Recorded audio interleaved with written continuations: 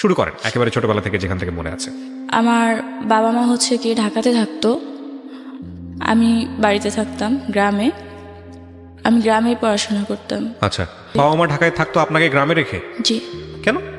আসলে বাবা মা একসাথে আসেনি, সবাই এক এক করে আসছিল। আমাদের জায়গা জমি নিয়ে মানে কেস মামলা এইসব চলতে থাকতো। আচ্ছা। তো এই কারণে আপনাকে কোথায় রেখে এসেছিল? আমাদের বাড়িতেই। বাড়িতে বলতে আপনাকে কারো দায়িত্বে রেখে আসছে? না, আমাদের ঘরেই আমি থাকতাম। শুধু আপনি থাকতেন? জি। এটা কত বছর বয়সের গল্প? এটা ধরেন আমি যখন 2-3 এরকম সময়। একা একা? হ্যাঁ। রাতেও আপনি একা ঘুমাতেন? না, আমার আপার হচ্ছে গিয়ে পাশে বিয়ে দেওয়া হয়েছে। আপনার বড় আপাকে? হ্যাঁ। হ্যাঁ। তো ওখানে খাওয়া দাওয়া বা ওখানে রাতে থাকতাম, কিন্তু আমাদের বাড়ির দেখভাল বা আপনার দায়িত্ব ছিল। তখন আপনি ক্লাস 2-তে পড়েন? জি। স্কুলে যেতেন ওই সময়টাতে? হ্যাঁ। স্কুলে যেতেন। বাবা মা তখন ঢাকায় ছিল? জি। মানে কেসের মামলা টামলা এইসবের কারণে জি। ধরা পড়ে যেতে পারে, এই কারণে তারা জি। ঢাকায় ছিল। আচ্ছা, কয় ভাই বোন আপনারা? 5 ভাই বোন। 5 ভাই বোন। আপনার পজিশন? আমি হচ্ছে 3 নাম্বার। 3 নাম্বার। ওকে, বলে যান তারপর। তো তারপরে হচ্ছে কি এর মধ্যে আমার পড়াশোনা এভাবে, তো আমার আব্বা আম্মার কাছে আমি আসা যাওয়া করতাম। তারপরে আমি যখন 4-এ উঠি তখন আমিও ঢাকায় চলে আসি। আচ্ছা। ঢাকায় চলে আসার পরে এখান থেকে আমি 7 পর্যন্ত পড়াশোনা করি। তারপরে আমি বাড়িতে চলে যাই, আমার আব্বা আম্মাও চলে যায়। চলে যাওয়ার পরে ওইখানে আমি অনেক কষ্ট মষ্টে ওইখান থেকে আইসা যেখানে আমরা ছিলাম সেখানে আইসা এইটা পরীক্ষা দিই। পরীক্ষা দেওয়ার পর 9 সালে আমি 8 পাস করি। আচ্ছা। তো তারপরে বাড়িতে যাওয়ার পরে আমার আব্বা যেটা বলে যে আমাকে মাদ্রাসায় দিবে। আমি 12 সালে হচ্ছে গিয়ে কওমি মাদ্রাসা থেকে কারিয়ানা পাস করি। তো তারপরে যখন কারিয়ানা পাস করি তখন এর মধ্যে আমার আব্বা হচ্ছে গিয়ে আমার চাচার জায়গা জমি বিক্রি করে দিবে। তো আমার চাচা আর ফুফি 2 জন মিলে তাদের জায়গা জমি বিক্রি করে দেবে, আমার আব্বাকে জানায়। তো আমার আব্বা তখন তো টাকা ছিল না, তো যেভাবে হোক একজনের কাছ থেকে আপনার সুদের মাধ্যমে টাকা আনে। টাকা আইনা তারপরে ওই টাকা দিয়ে ওই জমিগুলো কিনে, আমার চাচার জমি আর হচ্ছে ফুফির। তো কেনার পরে যে তার কিন্তু দলিল নেয় না, টাকা পয়সা সব কিছু দিয়ে দেয়, দলিল নেয় না যে আপন ভাই তাই। তো তার কিছুদিন পরে আমার আব্বা জানতে পারে যে আমার ওই চাচা আর ওই ফুফি হচ্ছে কি আমার চাচা তো চাচার কাছে জায়গা জমি বিক্রি করে দিছে, তাদেরকে দলিল দিয়ে দিছে আর কি। তো এটা জানতে পারার পরে আমাদের যে সমস্যাগুলো হয়, আর্থিক সমস্যাগুলো খুব ভাবে। ওই সুদের টাকা এগুলো দিতে হয় প্রত্যেক মাসে, অনেক টাকা সুদ হয়। তখন হচ্ছে 1000-এ 100 টাকা সুদ হইতো। আচ্ছা। তো অনেক টাকা আইনা ওই জায়গা কিনছে, সেই টাকার সুদ দিতে দিতে হচ্ছে কি আমাদের আর্থিক অবস্থা এমন হয় যে আমাদের খাবারেরও প্রবলেম হয়ে যায়। যে এরকম একটা অবস্থা হয়, তখন তো ঘরে অনেক অশান্তি ঝগড়াঝাটি, সারাক্ষণই আব্বা আর মা হচ্ছে ঝগড়াঝাটি লেগেই থাকতো, আমি যেটা দেখতাম। তখন আমার বয়স তেমন না, 14-15 বছর এরকম। তো আমার আব্বা হচ্ছে গিয়ে মানে কয়েক জায়গা থেকে আমার দেখতে আসে, বিয়ের কথা বলে। তো বলে তো এই মুহূর্তে আর কি যেটা হয় যে আমার বিয়েটা হয় না, এই আর্থিক সমস্যাগুলো মানুষ দেখতে পায়। তারপরে আরো একটা সমস্যা দেখতে পাই, সেটা হচ্ছে যে আমার মা তো আমার কাছে ছিল না, তো এই জন্য আমি কোনো কাজকর্মও জানতাম না। আচ্ছা। বা আমি কোনো কাজকর্ম করতাম না, তাছাড়াও আমি দেখতে কালো। তো সব কিছু মিলে আর কি আমার বাবা আমার বাবা অনেক ঋণ হয়ে গেছে, এটাও জানতে পারে সবাই। তো এটা জানতে পারার পরে আমার যেখান থেকে দেখতে আসে দেখে যায়, কিন্তু আসলে কিছু হয় না। তো আর আমার ওই চাচি যে ছিল আর কি, ওই চাচি হচ্ছে সেই যারা দেখতে আসতো তাদের বাড়িতে পর্যন্ত যাইতো। আচ্ছা। তাদের বাড়িতে গিয়ে বলে আসতো যে মেয়ে তো কোনো কাজ জানে না, বা মেয়ে কিন্তু অসুস্থ, হ্যাঁ মেয়ে কিন্তু হচ্ছে গিয়ে এরকম পড়াশোনা করে নাই কিছু। তো এরকম বলার পরে আর কি হতো না। তো এই নিয়ে আমার মা অনেক সময় দেখতাম আমার সাথে খারাপ ব্যবহার করতো। আমার কোনো দোষ ছিল না যদিও। তো আসলে দোষ হচ্ছে এটাই যে আমাদের আর্থিক সমস্যা ছিল। তো মা এরকম বলতো। তারপরে একদিন আমি জানতে পারছি, মা বলছে যে আমি হইছি পারে নাকি মা অনেক কান্নাকাটি করছিল, কারণ আমি হইছি পারে নাকি বোঝা গেছে যে আমি কালো হব। তো আমার ভাই বোন কেউ কালো নাই, তো আমি কালো হয়েছি এটা দেখার পর নাকি আমার মা কান্না করছিল, কাঁদছিল, এটা আমার একদিন বলছে। বলার পরে যখন বিয়েগুলো ভেঙে যাচ্ছিল তখন আমার মা ওইভাবেই আমার বুঝাইতে চাইতেছিল যে তুই কালো হয়েছিস সে কারণে? হ্যাঁ, আমি কালো হয়েছি সেই কারণে। তো এটা যখন আমি বুঝতে পারি তখন আমি আসলে বাড়ি থেকে চলে আসতে চাই, কিন্তু বাড়ি থেকে চলে আসবো আমি ওই সময় এটা বুঝতাম না যে আমি যে মাদ্রাসা নিয়ে পড়াশোনা করছি, এখানে তো কোনো সার্টিফিকেট নাই বা এই পড়াশোনার কোনো মূল্য নাই, বা এটা দিয়ে যে আসলে আমি আর কোনো কাজকর্ম করতে পারবো না বা চাকরি বাকরি করতে পারবো না, এটা কোনো সার্টিফিকেট হয় না, এটা আমি তখন বুঝতাম না। তো তারপরে 12 সালের শেষে সর্বপ্রথম আমার ঢাকায় আসা। আমার মা যেখানে ছিল ঢাকাতে, সেখানে একটা মেয়ের সাথে আমার পরিচয় ছিল। তো ওই মেয়ের মাধ্যমে আমি ঢাকায় আসি, ওর সাথে ফোনে কথা বলছিলাম। তো তারপরে ওর কাছে ঢাকায় আসি। তো আসার পরে সর্বপ্রথম আমি ঢাকায় আসার পরে ওর সঙ্গে, ঢাকায় আপনি আসলেন কত বছর বয়সে? কোন ক্লাসে পড়েন তখন? যখন আমি কারিয়ানা পাশ করছি আমার বয়স 15 থেকে 16 বছর হবে। থেকে আপনি ফ্যামিলির সঙ্গে আসলেন না একা না, একা? আমি একা একাই। একা একা কেন আসলেন ঢাকাতে? আপনি বলে এসেছিলেন যে আমি ঢাকায় যাচ্ছি? হ্যাঁ, বলে আসছি আমার মাকে। আমাকে অনুমতি দিয়েছে? অনুমতি বলতে মা তো যতই গরিব হোক তারা তো আসলে চায় না, কিন্তু ওই সময় দিতে বাধ্য, দিতে হবে বা আমি যাব এটা মানতে হবে। তখন বয়স কত আপনার আনুমানিক? 16 বছর। 16 বছর বয়সে আপনি ঢাকায় আসতেছেন। আপনার বাবা কোথায়? যে আমার বাবা বাড়িতে। আপনার বড় যারা ছিল তারা বোন না ভাই? বড়, সবার বড় ভাই, সে ঢাকাতে। তার সাথে আমার কথা হয়েছিল এই বিষয়ে। তার কাছেই আসতেছেন আপনি? না, তাহলে তার সাথে কথা হয়েছিল যে ওই যে মেয়েটার কথা বললাম, ওই মেয়েটা হচ্ছে মেঘনা লাইফ ইন্স্যুরেন্সে চাকরি করতো।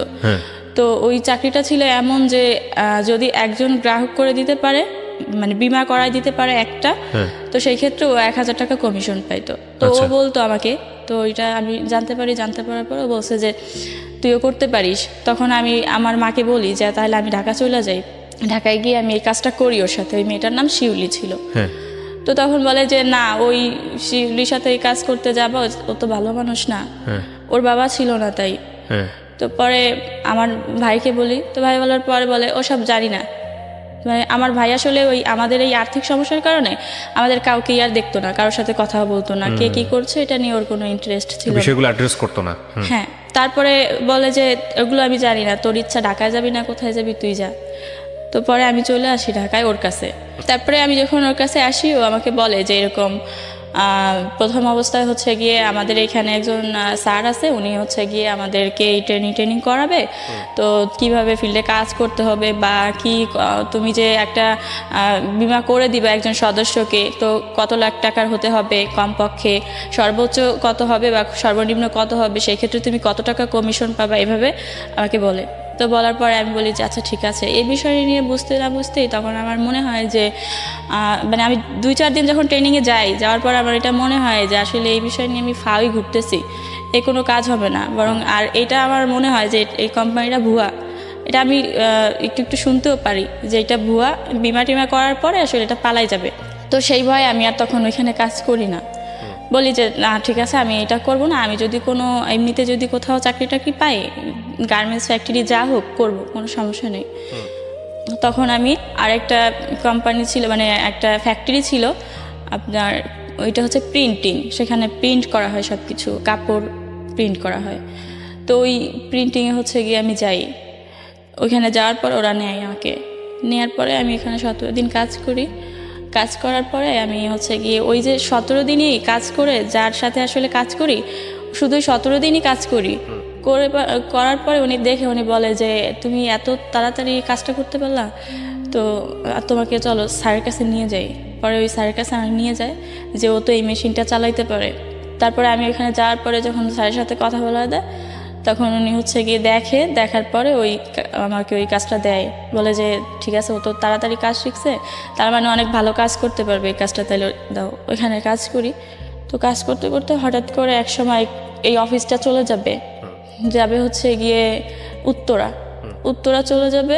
তখন বলে যে এটা তো উত্তরা চলে যাবে, তো তুমি কি যাবা উত্তরা? তো ওখানে তো আমি আরও কাউরে চিনি না, কেউই পরিচিত নাই। তখন বলি যে না, আমি উত্তরা যাব না। তখন উত্তরাতে আর আমি যাই না।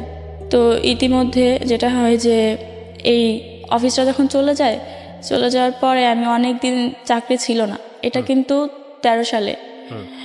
তো চাকরি ছিল না, তো 2-3 মাস হয়ে যায় চাকরি নাই, আমি বসে থাকি। টাকা পয়সা পেতেন কোথায়, খাইতেন কি? এতদিন তো ওই যে ওইখানে কিছুটা চাকরি জমাইছিলেন, করতাম, এটা দিয়ে থাকতেন কোথায় আপনি? ওই মেয়েটার বাসায়। শিউলির বাসায়? জি। শিউলির আত্মীয় স্বজন বলতে কেউ ছিল না? বাবা ছিল না, মা ছিল। মা, শিউলি এবং আপনি তিনজন মিলে জি। একসাথে থাকতেন? জি কোথায় থাকতেন আপনার পরিবার জানতো? জি।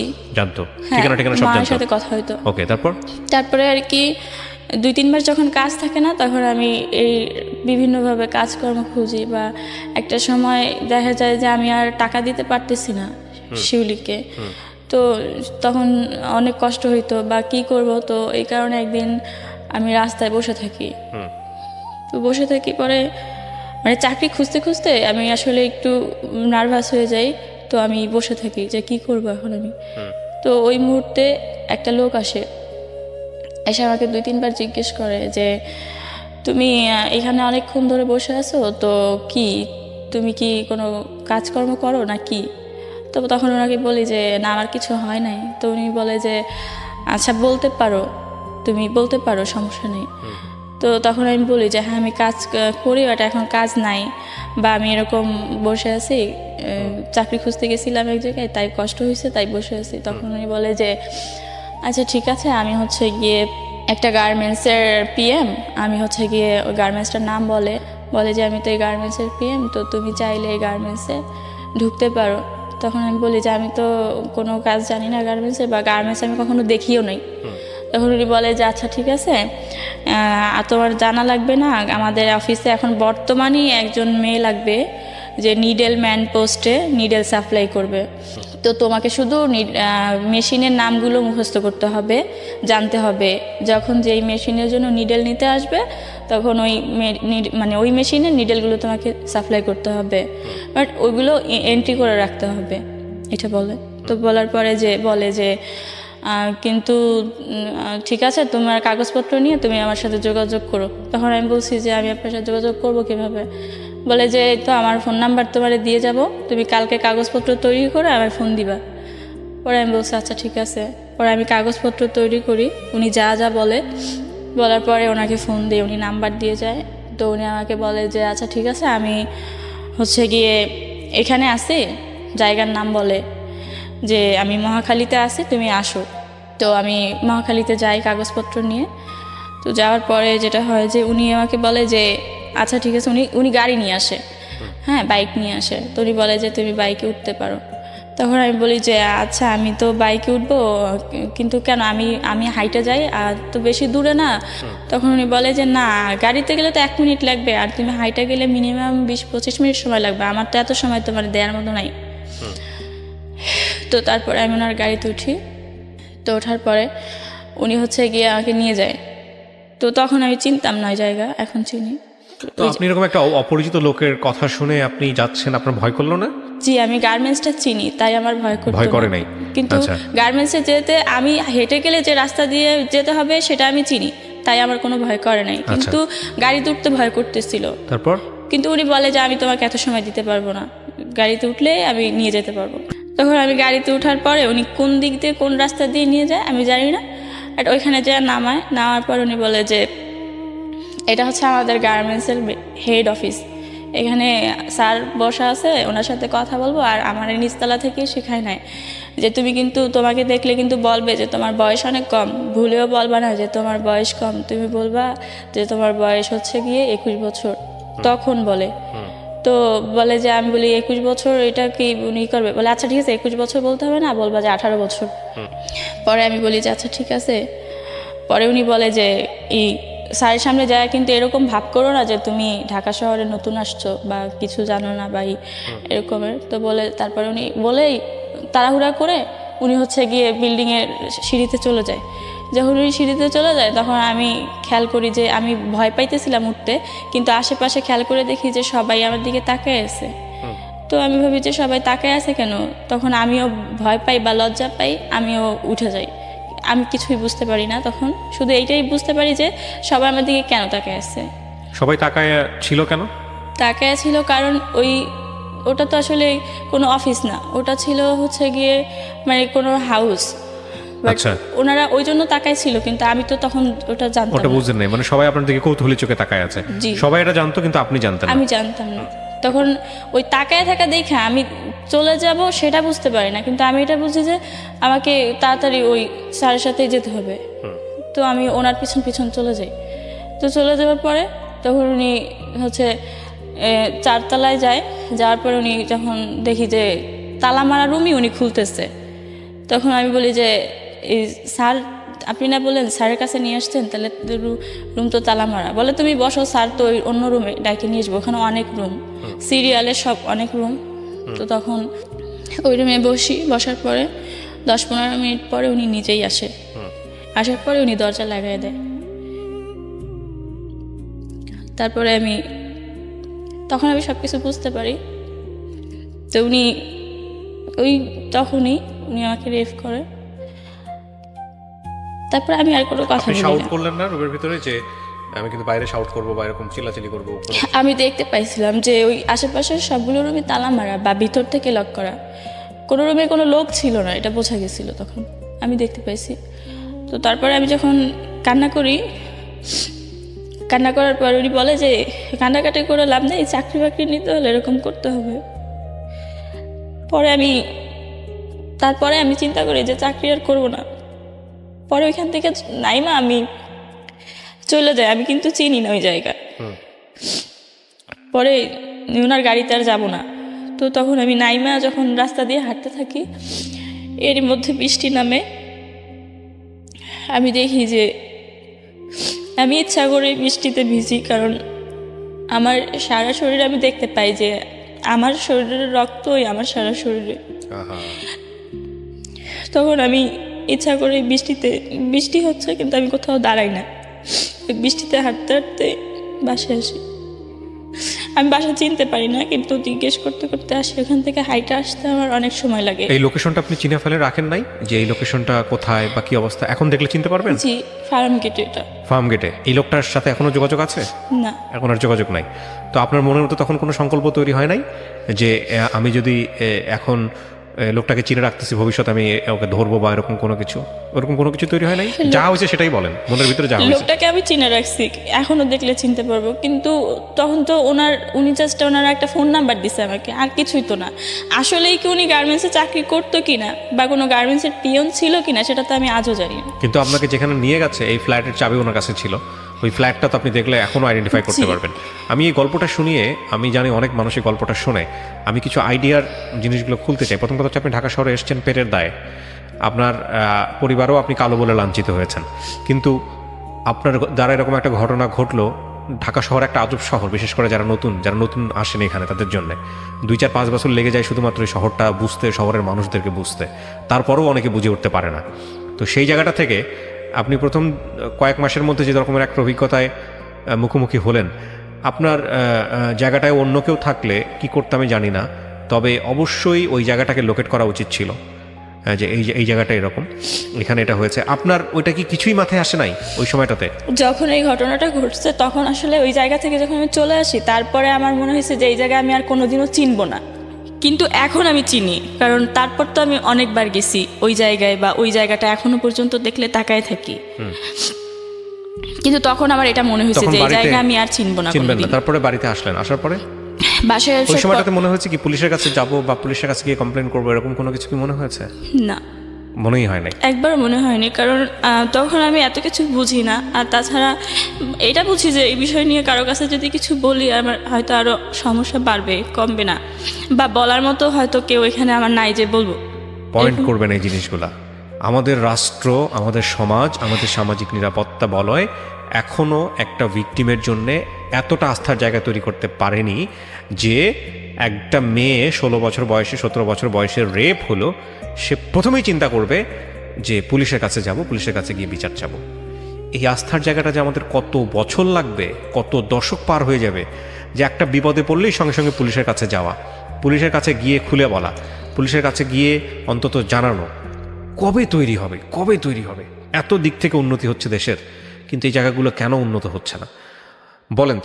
তারপরে বাসায় আসার পরে আমি খুব অসুস্থ, আমার খুব জ্বর আসছে। কারোর সাথে শেয়ারও করেন নাই? না, পরে রুমের ওই মেয়েটা বলি যে আমি অসুস্থ, পরে ও বুঝতে পারে যে অসুস্থ, এইটাই, ওইসব কিছু বলি না। তো এরই মধ্যে আমি আর একটা বিষয় জানতে পারি যে এই মেয়েটার তো বাবা নাই, তো এই মেয়েটা আসলে তেমন একটা ভালো মানুষ না। এই মেয়েটা আমি তখন বিশ্বাস করতাম না, কিন্তু আমি দেখতাম বিভিন্ন সময়, আমি তো রুমে থাকতাম, আমি দেখতাম যে কোনো কাগজে কেউ হয়তো ওই অ্যাড্রেস দিয়ে যেত কিছু জায়গার, এই কোন রোডে বা কত নাম্বার হাউস, তারপরে রুম নাম্বার কত এরকমের। তো একদিন হচ্ছে গিয়ে আমি এটা কাগজটা খোলার পরে আমি দেখতে পাই যে এরকম। তো আমি তখনও এই জিনিসগুলো বুঝতে পারি না। তো আমি তারপরে যেটা হয় যে ও একদিন ফোনে বলে যে ও আসবে যাবে, তখন ওই ফোনে যার সাথে কথা বলছিল সে কি বলে আমি জানি না, তবে ও এটা বলে যে না আমি খারাপ মানুষ, বাট আমি খারাপ বলে যে আমার সাথে কেউ থাকলেই সে খারাপ তা কিন্তু না, আর তুমি যার কথা বলছো সে খারাপ মানুষ না, সে ভালো মানুষ, তো আমি এর জন্য তোমার কোনো সহযোগিতা করতে পারবো না, সরি। তো এটা বলার পরে তখন আমি অনেকটা বুঝতে পারি যে আমার বিষয়ে হয়তো কোনো কথা হচ্ছিল ওই ফোনে যার সাথে ও কথা বলতেছিল। আর ওই কাগজটা দেখে আমি এতটুকু বুঝতে পারছিলাম যে আমি যে জায়গাটায় গেছিলাম, যেখানে যাওয়াতে আমার এই সমস্যাটা হয়েছে, তো ও হয়তো এরকম কিছু একটাই করে, আমার এটা মনে হয়েছিল। আচ্ছা। তো আমি তখন আশেপাশে কিছু মানুষের কাছে শুনতাম, সব কিছু মিলে আমার এরকম একটা ধারণা হয়েছিল, কিন্তু হওয়ার পরেও আমার কিছু করার ছিল না, কারণ ও তো আমার সাথে আসলে খারাপ কিছু করে নাই, তো আমি ওখানে থাকি। কিন্তু এরই মধ্যে পাশের রুমের একটা লোক হচ্ছে গিয়ে বলে যে ও ভালো মানুষ কিভাবে বুঝবো, তুমি তো আসলে জামা কাপড় পরে খোলামেলা অবস্থায় যাও এই কাজে, বাট ও তো বোরখা টোরকা পরে হচ্ছে গিয়ে জুতা মোজা টুজা পরে যায়, তাহলে ও কোথায় যায় তাই বা কিভাবে বুঝবো, বা ও যে কোথাও ভালো। আমার কথা বলা হচ্ছে, কারণ আমি মাদ্রাসার সমস্ত কিছু এরকম ভাবে মেইনটেইন জি আমি তো মাদ্রাসার ছাত্রী ছিলাম, তো পর্দাটা আর কি মেনটেন করতাম। তো পরে এই কথা বলার পরে তখন ওই লোকটা এই কথাগুলো বলার পরে হচ্ছে গিয়ে ওই মেয়েটা বলে যে তুমি হচ্ছে গিয়ে ভালো কাজে যদি যাও তাহলে হচ্ছে গিয়ে একটা কাজ করো, এই বোরকা টোরকা আর পরার দরকার নাই, এগুলো বাদ দিয়ে দাও, এগুলো পরে গেলে তোমার চাকরিও কোথাও হবে না। তাছাড়া আমারও বাসা থেকে অনেকভাবে এরকম কথাবার্তা শুনতে হয়, আমার পরিচিত লোকজন তোমার নিয়ে এরকম কথাবার্তা বলে, তো হয় তুমি বোরখা ছেড়ে দাও, নাইলে আমার বাসা থেকে চলে যাও, আমি চাই না তোমার ক্ষতি হোক। এই মহিলা বলে। তখন আমি বোরখা টোরকা সব কিছু খুলে ওই দিন আর কি ব্যাগে রেখে দিই। আচ্ছা। এবং সেই কেন মনে হয়নি যে বাড়ি ফিরে যাব, গ্রামে চলে যাই? বাড়ি ফিরে যাব এটা কখনো মনে হয়নি, এই জন্য কারণ আমি তো বুঝতে পারতাম যে মা আমার জন্য কষ্ট পাইতেছে, যতই আমার সাথে বলুক যে আমারে দোষারোপ করুক, কিন্তু আসলে দোষ তো আমার না, আমি কালো তাও না, দোষ হচ্ছে আমাদের আর্থিক সমস্যাটাই। ওকে, তারপর তো সেই আর্থিক সমস্যা তো আর সমাধান হয় নাই যে আমি সেখানে যাব, এটা আমার তখন বারবার মনে হইতো। আচ্ছা। তো তারপরে আমি তখন বোরখা রেখে দেওয়ার পরে তো তারপরে জামা কাপড় পরতে থাকি। এরই মধ্যে ওর মার অফিসে আর কি আমার একটা চাকরি হয়, তো ওর মার অফিসে যখন চাকরি হয় তখন ওই চাকরিটা করি। তো 5-6 মাস করার পরে তারপরে আবার ওরা যে টাকা টোকা পাইতো আমার কাছে এতদিনের সব টাকা দিয়ে দেওয়ার পরে এর মধ্যে হচ্ছে গিয়ে আমার কোম্পানিতে চাকরি হয়, এটা 14 সালে। কোম্পানিতে যখন চাকরি হয় ওখানে হচ্ছে গিয়ে HR হিসেবে সেলসে সিগারেট সেলস করতে হবে। আমি এখানে যাই, তারপরে 7 দিন ট্রেনিং করি। 7 দিন ট্রেনিং করার পর আবার হচ্ছে গিয়ে ডিউটি পড়ে হচ্ছে গিয়ে কারণ বাজার ট্রাক স্টেশন রেল স্টেশন না পুরাটা নিয়ে একটা এরিয়া আর কি। তো ওইখানে কাজ করি। তো ওইখানে হচ্ছে গিয়ে তখন 14 সালের কথা বলছি, তখন ওই ট্রাকে পুরা মানে রাস্তাঘাট পুরাটাই ট্রাক ছিল, জায়গাগুলো খুব অদ্ভুত ছিল, যে মানে সচরাচর আসলে একটা মেয়ে যে এখানে প্রত্যেকটা দোকানে গিয়ে সিগারেট সেলস করবে এরকম সাহস আসলেই দিনের বেলাতেও হতো না। আর সেখানে আমার হচ্ছে গিয়ে 10 প্যাকেট সিগারেট হচ্ছে গিয়ে সেলস করার কথা ছিল কোম্পানির সাথে, সেলস না করতে পারলেও কোম্পানিকে টাকা জমা দিতে হবে, এরকম একটা কথা। তো আমি ওই সিগারেট আসলে সেলস করতে থাকতাম ওই এলাকাতেই। তো যখন আমি করতে পারতাম না তখন ওই কোম্পানিতেই একটা মেয়ে চাকরি করতো, ওর সাথে একটু পরিচয় হয়েছিল ওই কোম্পানিতে যাওয়ার পর।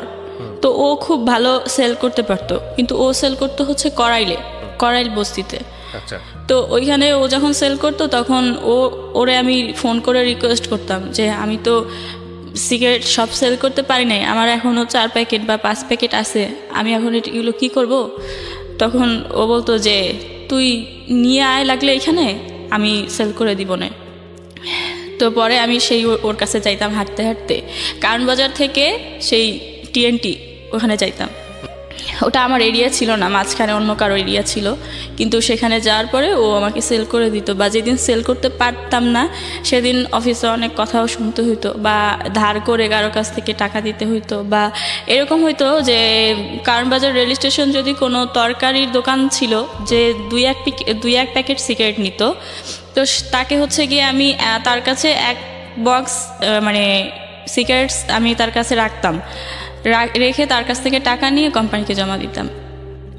তো তারপর কোম্পানি জানতো যে আমি খুব ভালো কাজ করি, প্রথম অবস্থায় যেহেতু আমি টার্গেট ফিল আপ করতে পারি, তো তাহলে খুব ভালো কাজ করি, কিন্তু আসলে আমি ভালো করতে পারতাম না। তো এই কাজ করতে করতে রাস্তাঘাটে আমার অনেক সমস্যা হইতো। কারণ বাজার অনেক সময় দেখা যেত যে আমি সিগারেট সেল করতে পারি নাই, 8টা-9টা বেজে যাইতো রাত, আমি টাকা ম্যানেজ করতে পারি নাই। তো সেই ক্ষেত্রে দেখা যেত যে রাস্তাঘাটে অনেক ছেলেরা আটকাইতো, যে আমার সিগারেটের নাম ছিল হচ্ছে রেলি আর ম্যারিস। তো বলতো যে এই রেলি আসো খেলি, এগুলো সেল করার তোমার দরকার নেই, এরকম বলতো। তখন পরে আমি ভাবি যে এই কাজগুলো আর করবো না, আমি এই সিগারেট সেলস করার প্রয়োজন নেই। তো একটা কথা বলি নাই, সেটা হচ্ছে যে আমি ঢাকাতে আসার আগে থেকেই, আমি যে 12 সালে ঢাকায় আসি, এর আগে আমার মা যখন ঢাকায় থাকতো তখন আমি আসতাম ঢাকাতে, তখন আমি হচ্ছে 7 বা 8-এ পড়ি এরকম। তো তখন একটা ছেলে আমার পছন্দ করতো, ওই মা যেখানে থাকতো ওইখানে, কিন্তু ওই ছেলেটা হচ্ছে গিয়ে হিন্দু। ছেলেটা আমার পছন্দ করতো ওই জন্য যে ওই যে আমি মুসলমান ধর্মের মেয়ে, বা আমি ঠিকভাবে পর্দা করতাম এইটার কারণে। তো ওই ছেলেটা আমার পছন্দ করতো এই কারণে। তো ওইটা আমারও একদিন বলে। তারপরে আমি যখন 8 পাস করে যে বললাম যে কারিয়ানা পাস করার পরে যখন ঢাকায় আসি, তারপরে একদিন ওনার সাথে আমার দেখাও হয়। উনি তখন আমার বলে যে উনি আমার পছন্দ করতো বা করে, বা আমি হচ্ছে গিয়ে উনি মুসলিম হবে, যদি কখনো আমি ওনাকে বিয়ে করি উনি মুসলিম হবে, এরকম বলে।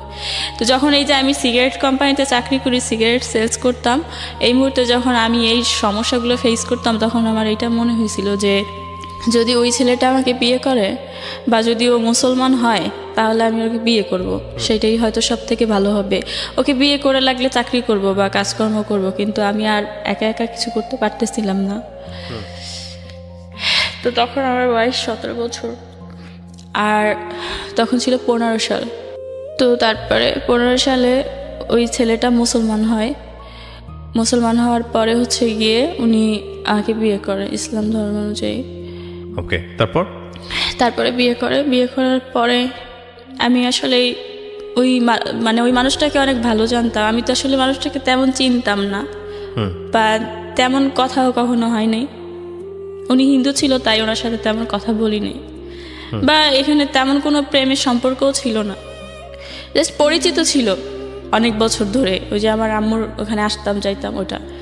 তো তারপরে বিয়ে করার পর যেটা দেখি যে উনি হচ্ছে গিয়ে গাঁজা খাইতো, তারপরে উনি হচ্ছে গিয়ে ইয়াবা খাইতো, এগুলোর নাম টাম তো আমি তখন জানতাম না, বাট এরকম কিছু খাইতো। তো গাঁজাটা হচ্ছে গিয়ে উনি রেগুলারই মনে হয় 2-3 বার খাইতো। এটা আমি খুব ভালোই দেখতাম যে আমার ঘরে বসে বা এইভাবেই উনি খাইতেছিল। আর ইয়াবাটা হচ্ছে গিয়ে হয়তো প্রতিদিন একবার বা একদিন পরে একবার এরকম। আচ্ছা। তো ওই গাঁজা আর ওই ইয়াবা খাইতো। তো উনি আপনার বাড়ির লোকজন অনুমতি দিয়েছিল আপনাকে ছেলেটাকে বিয়ে করার? আমি সেরকম কিছু বলি নাই, শুধু বলছিলাম কাউকে না জানিয়ে বিয়ে করেছেন আপনি? আমার আম্মুকে বলছিলাম, শুধু বলছিলাম যে এরকম। তো আম্মু ওই হিন্দু দেখে আর কি বলছিল যে এটা করিস না। তারপর যখন দেখি যে এরকম সমস্যা, উনি প্রত্যেকদিন এই গাঁজা টাজা এরকম খাইতো, বা উনি কাজকর্ম করতো না কোনো, যা কাজকর্ম করতো আসলে উনি তা ওনারই লাগে। তো দেখা গেছে যে ঘর ভাড়াও দিতে পারে না, তারপরে সংসার চালাইতে পারে না, এরকম একটা অবস্থা। তো বিয়ের 3 মাস পরে আমি জানি যে আমি বুঝতে পারি যে আমি অসুস্থ। হ্যাঁ, আমার মনে হয় যে আমি প্রেগনেন্ট। তো আমি বলি এটা একজনের সাথে যে আমি এরকম এরকম, তো সে বলে যে হয়তো তুমি প্রেগনেন্ট। পরে উনি বলে যে আচ্ছা ঠিক আছে, তুমি হচ্ছে গিয়ে ওষুধ খাও, ঠিক হয়ে যাবে। তো আমি যার সাথে আমার বিয়ে হয়েছে, আমার হাজব্যান্ড, ওনাকে বলি। বলার পর উনি বলে যে আচ্ছা ঠিক আছে। উনি আবার ফার্মেসি থেকে আর কি ওনার সাথে কথা বলে, তো বলার পর ওনার কাছ থেকে এই ওষুধগুলো আইনা আমাকে দেয়। তারপর ওই ওষুধগুলো আমি খাই। তো খাওয়ার পরে হচ্ছে গিয়ে 7-8 দিন পর্যন্ত আমি খুব অসুস্থ থাকি। ওষুধগুলো খাওয়ার পরে যা হয় তাও হয়, কিন্তু তারপরে আমি 2 মাস পরে আবার 2 মাস পরে হ্যাঁ আবার আমি দেখি যে আমি এরকম অসুস্থ। তো অসুস্থ এটা দেখার পরে আমি এবার ডাক্তার দেখাইতে চাই, কিন্তু তখন তো টাকার খুব সংকট, টাকা ছিল না বা টাকা থাকতো না। তো অনেক কষ্ট আসলে ডাক্তার দেখাইতে যাই।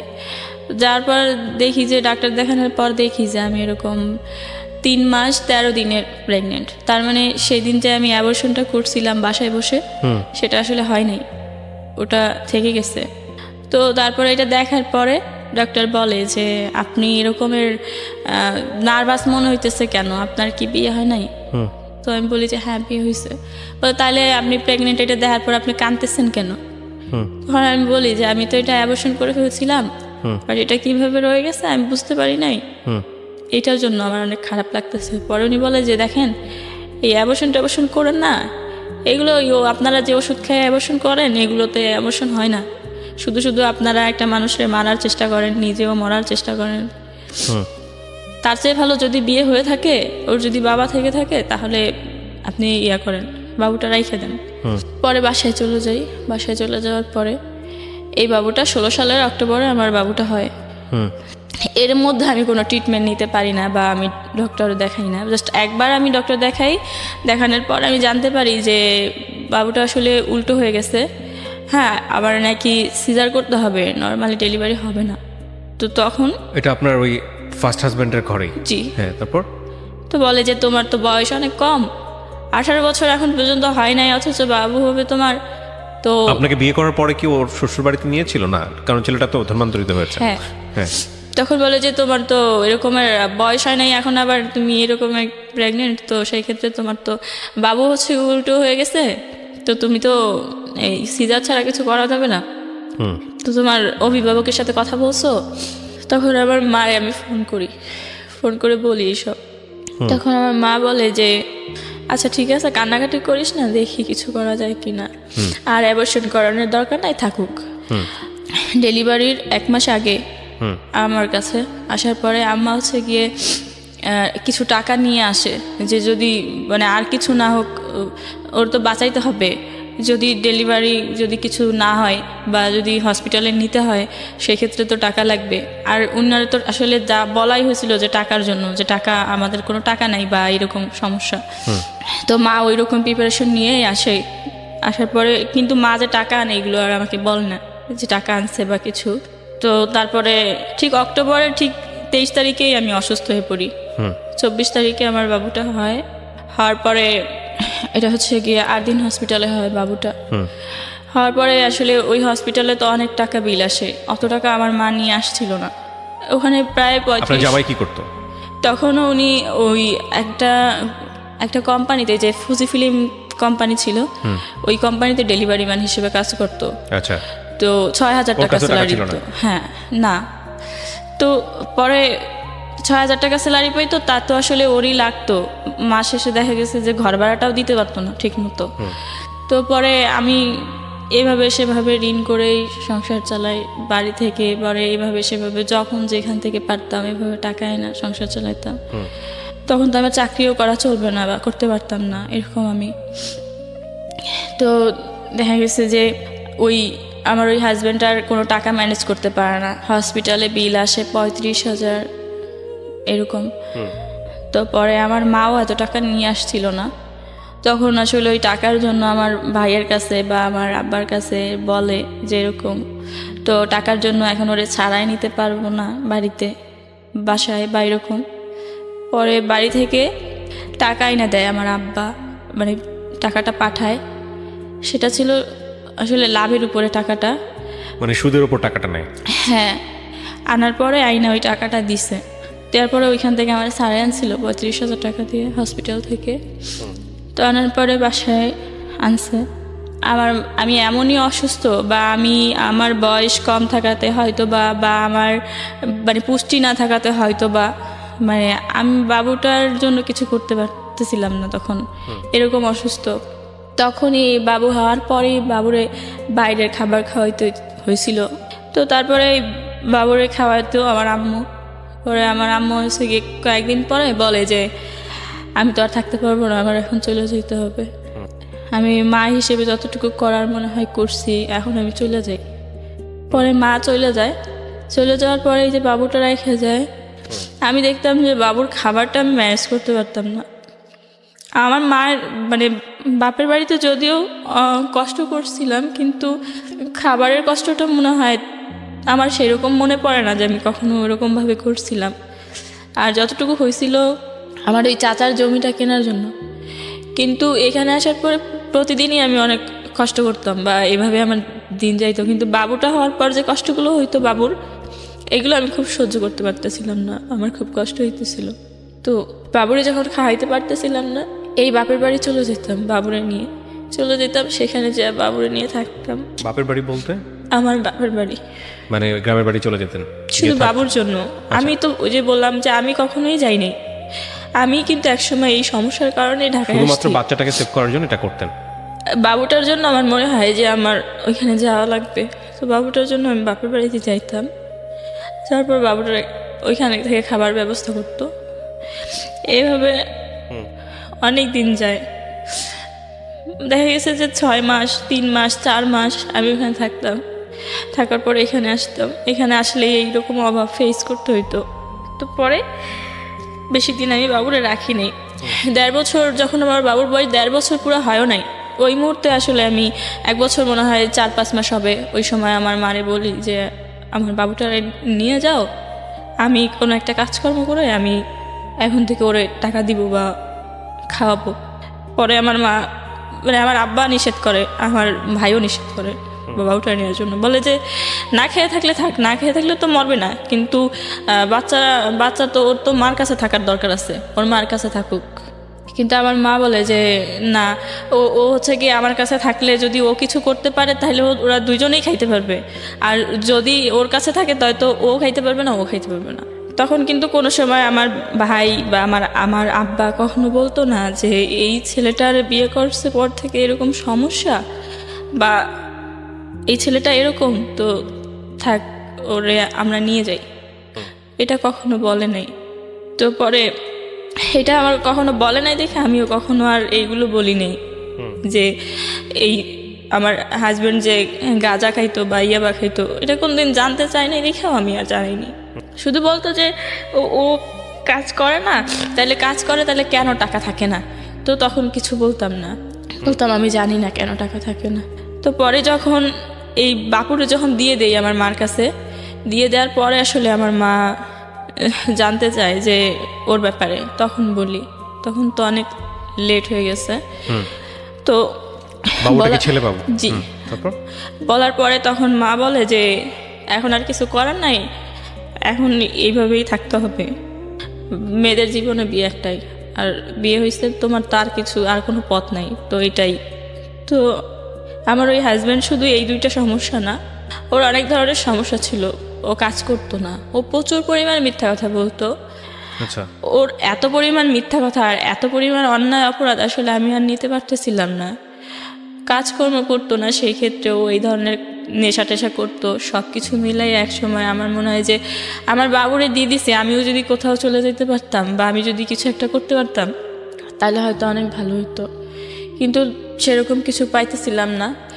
তো ওই মুহূর্তে বাবু চলে যাওয়ার পর তখন চাকরির খুব সংকট, যদিও 18 সালের কথা বলছি, চাকরির খুব সংকট। আমি আসলে চাকরি পাইতেছিলাম না কোথাও, 17 সালের শেষ দিক দিয়ে।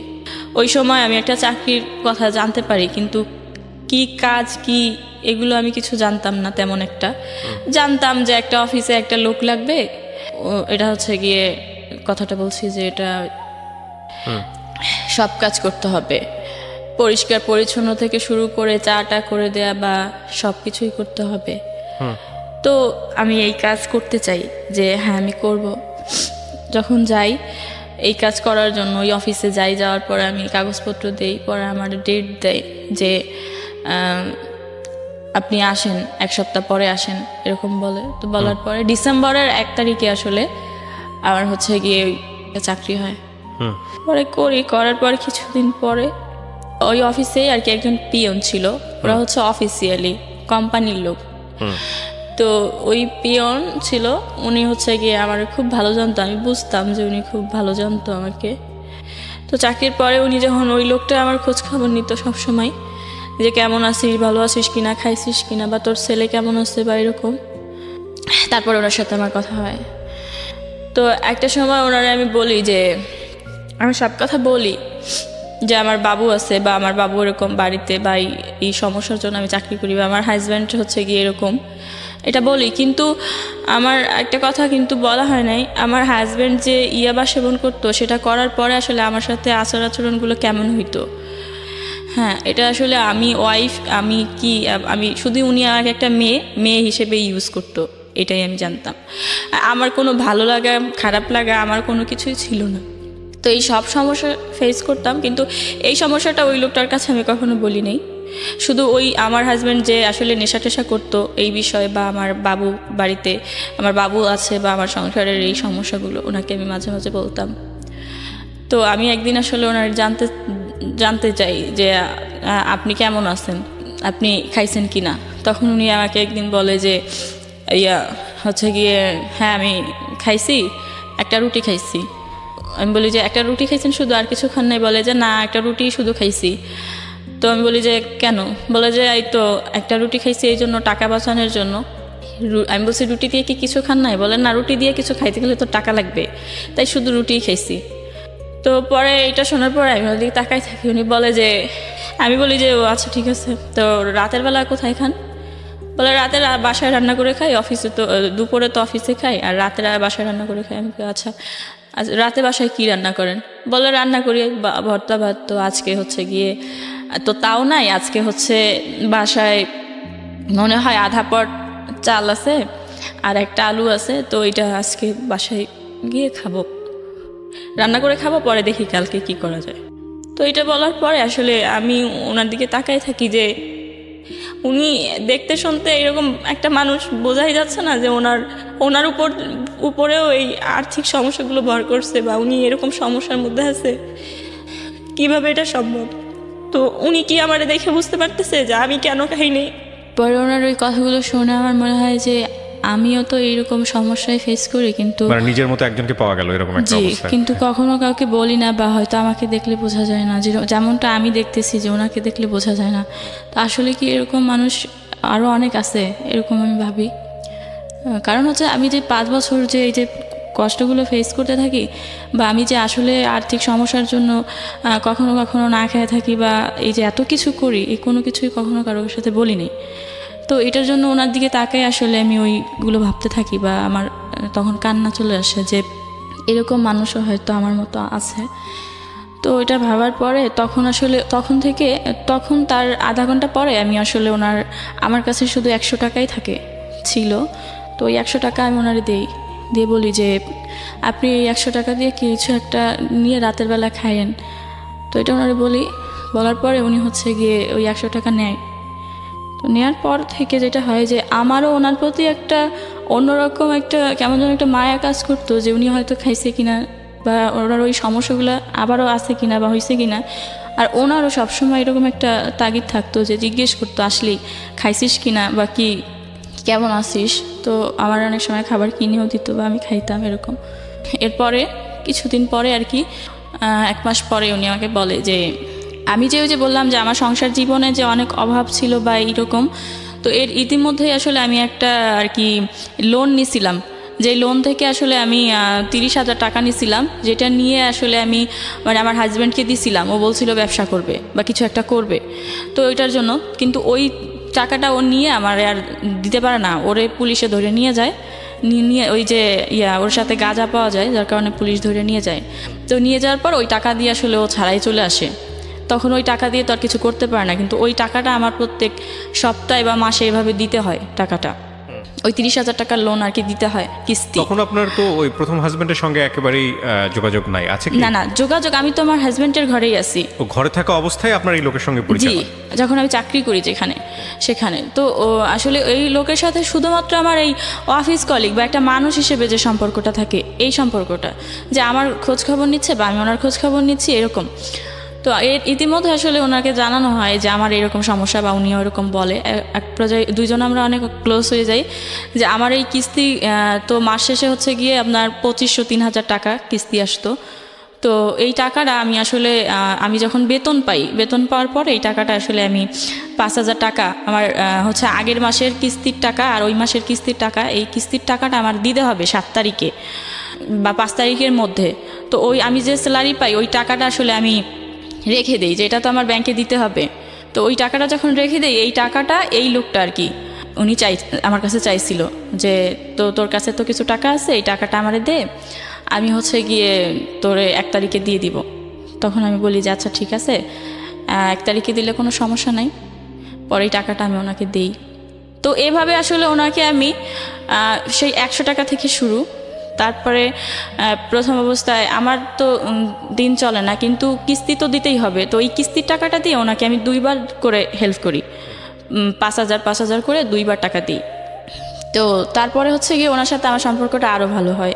যখন ওনার 2বার করে আমি 5,000 করে টাকা দিই, তার দেওয়ার পরে এক সময় আমি আমারই আসলে অনেকভাবে, মানে ওই যে রুম ভাড়া আমার হাজব্যান্ড তো দিত না দেওয়ার কারণে ওরা অনেক চাপ দেয়, বা আমি যে একজনের কাছ থেকে টাকাই না যে সংসার চালাইছিলাম সেই টাকার জন্য আমারে চাপ দেয়। একসাথে সবাই যখন আমারে চাপ দেয়, আমি তখন এই টাকাগুলো দিব কোত্থেকে? তখন আমি ওনার কাছে 5,000 টাকা সহযোগিতা চাই, একবার মানে ধার চাই, যে আমাকে 5,000 টাকা দিতে হবে, আমি এরকম সমস্যার মধ্যে পড়ছি। তো উনিও আমার এই 5,000 টাকা দেয়, দিয়ে সহযোগিতা করে। তো উনি যে আমার কাছ থেকে যে টাকাগুলো নিচ্ছিল সেগুলো কিন্তু উনি দিয়ে দিছিল, কিন্তু আমি যে ওনার কাছ থেকে 5,000 টাকা নিয়েছিলাম ওই টাকাটা আমি আর দিতে পারতেছিলাম না। কিন্তু ওনার সাথে আমার খুব ভালো সম্পর্ক হয়ে গেছিল। সম্পর্কটা ছিল এরকম, আমার সব সমস্যার কথা যখন ওনাকে বলার পর ওনার মনে হয় আমার প্রতি একটু মায়া কাজ করে। তো উনি আসলে আমার খোঁজখবরগুলো নিচ্ছিল, ঠিক এইরকম সম্পর্কটা। এবং তার সাথে সাথে বন্ধু হিসেবেও কেমন যেন আমার অনেক বেশি কেয়ার করতো। কিন্তু ওনার আর আমার বয়সের সাথে মানে 12-13 বছরের ডিফারেন্স। তো আমি ওইভাবেই নিতাম যে উনি তো সব কিছু বোঝে, জানে, বা উনি আমার থেকে অনেক বড়। সেক্ষেত্রে উনি যা বলতো, যেভাবে বলতো সেভাবেই আমি করতাম, বা আমি ওনার কথাগুলো আসলে উপদেশ হিসেবেই নিতাম।